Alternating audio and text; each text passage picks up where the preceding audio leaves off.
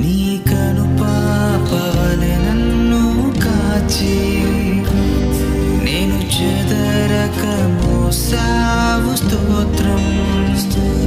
దేవునికి మహిమ కలుగును గాక. అందరూ బాగున్నారా? ఈరోజు దేవుడు మనకి ఇచ్చిన వాగ్దానము రండి కలిసి ధ్యానించుకుందాం. యెషయా గ్రంథము 53వ అధ్యాయము 5వ వచనము. అతడు పొందిన దెబ్బల చేత మనకు స్వస్థత కలుగుచున్నది. ప్రియమైన దేవుని బిడ్డలారా, జీవం గల యేసుక్రీస్తు ప్రభుల వారు సిలువలో పొందిన శ్రమలను బట్టి మనకు స్వస్థత కలుగుచున్నది. ఈరోజు ఆయన పొందిన దెబ్బలు సిలువ దృశ్యంలో మనం గమనిస్తే తలపై ముళ్ళ కిరీటము, చేతులకు మేకులు, ప్రక్కన బల్లెపోటు, పాదములకు శిరలు, శరీరమంతా నలగొట్టబడినది, దున్నబడింది.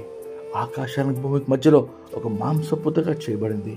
కారణం ఏంటంటే నీ యొక్క పాపము, అతిక్రమము, దోషము, అవిధేయత వలన దేవుడు నల్లగొట్టబడ్డాడు. మరి ఆయన పొందిన దెబ్బల చేత ఎటువంటి అనారోగ్య పరిస్థితిలో ఉండను దేవుడు స్వస్థపరచుటకు సమర్థుడు.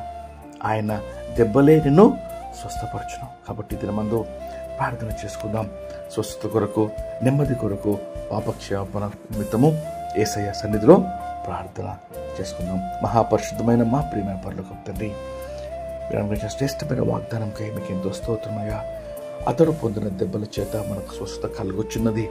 నేటికి ప్రభువా స్వస్థత యేసు ప్రభు పొందిన దెబ్బల చేత అని రోడ్డుగా నమ్ముచున్నామయ్యా.